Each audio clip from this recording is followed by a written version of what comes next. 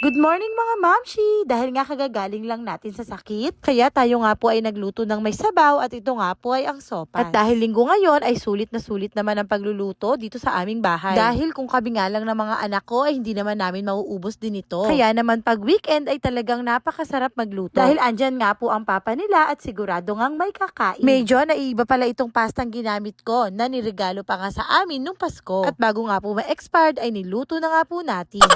Ordinaryong sopas lamang nga ang niluto ko dahil nga ang ginamit kong sahog ay hotdog lang at corned beef. Cravings din kasi nung papa namin itong sopas nung mga nakarang araw pa nga. Kaya wish granted ka na nga ngayong linggo. Iba din kasi ang ginhawa kapag nakakahigop ka nga ng mainit na sabaw kapag ganitong medyo masama ang yung pakiramdam. At dahil tulog pa nga ang aming mga anak kaya nauna na kaming kumain. Dahil today ay marami na naman kaming schedule na gagawin. At inuna na nga naming maihatid sa laundry shop itong marurumin naming damit. Ako naman po talaga ang original na naglalaban ng mga damit namin. Kaya nga lang ay naawa itong si Mahal at baka daw ako ay mabinat. Sana all.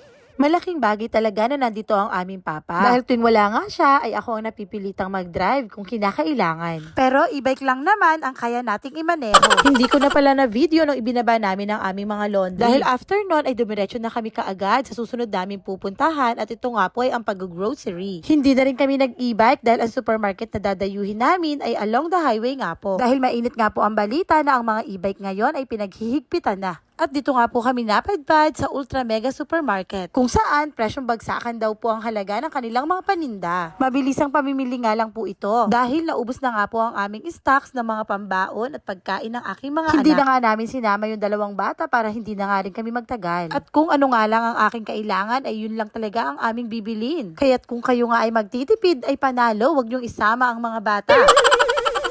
Para nga ang mga budget nyo ay inyong mapagkasya. Sakto naman dahil kailangan nga natin mag-ipon ng panggala at magbabakasyon na. Sana all. O siya, babay na muna. Salamat po sa inyong walang sawang panonood. And see you on my next vlog.